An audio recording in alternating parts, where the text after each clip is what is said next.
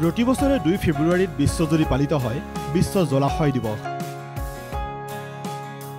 বিশ্বৰ পৰিৱেশ তন্ত্ৰ ৰক্ষাত গুৰুত্বপূৰ্ণ ভূমিকা আছে জলাশয়ৰ। অৰণ্যতকৈ 3 গুণ অধিক পৰিমাণে বিশ্বজুৰি হ্ৰাস জলাশয়ৰ পৰিমাণ। জলাশয় হ'ল ভূমিৰ সেই অংশ য'ত পানী আৰু মাটিৰ মিলন ঘটে। আমাৰ পৰিৱেশ তন্ত্ৰৰ বাবে এয়া অতি গুৰুত্বপূৰ্ণ।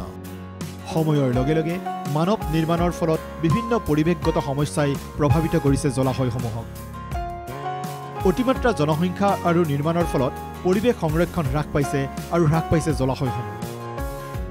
শীতকালত পৰিভ্ৰমী পক্ষীৰ কলৰৱেৰে সৰব হয় জয়সাগৰ দলনি।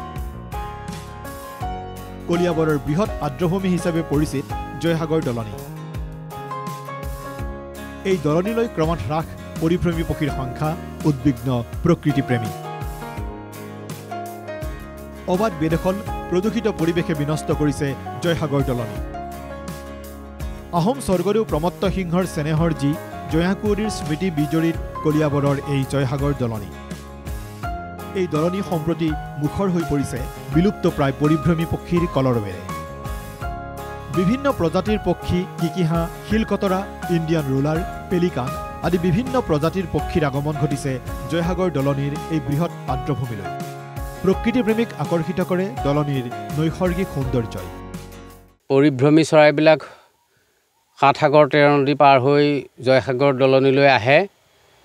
পক্ষীৰ কলকাকলিৰে আকাশ মাৰ্গটোত এনেকুৱা এটা কল্লোলৰ সৃষ্টি কৰে। আমি আমাৰ গাঁৱৰ এই অঞ্চলটোৰ ৰাইজে দেখে আৰু আমিও প্ৰত্যক্ষ কৰোঁ।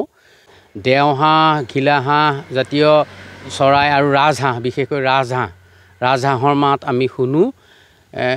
এটা ধাৰাবাহিকভাৱে প্ৰত্যেকটো বছৰতে নিৰ্দিষ্ট এটা সময়ত পক্ষীবোৰ জয়সাগৰলৈ আহে আৰু এই পৰিভ্ৰমী চৰাইবোৰ যেতিয়া জয়সাগৰ দলনিৰ বুকুত খেলি ধূলি থাকে, ৰ'দ লৈ থাকে, তেতিয়া বিভিন্ন ধৰণৰ পৰ্যটক আহি ভৰালী বৰুৱাৰ পুখুৰীৰ পাৰেদি ঠিক জয়সাগৰ দলনিকে বিস্তৃত এলেকাত কেতিয়াবা ড্ৰোন দিও প্ৰত্যক্ষ কৰে।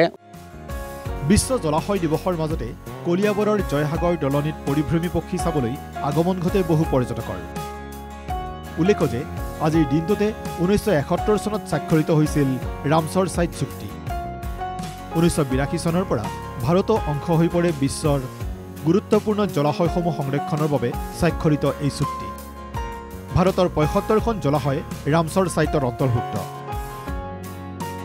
আহক মানুহৰ অস্তিত্ব ৰক্ষাৰ বাবে প্ৰয়োজনীয় জলাশয়সমূহ সংৰক্ষণ কৰিবলৈ আমিও সংকল্প লওঁ।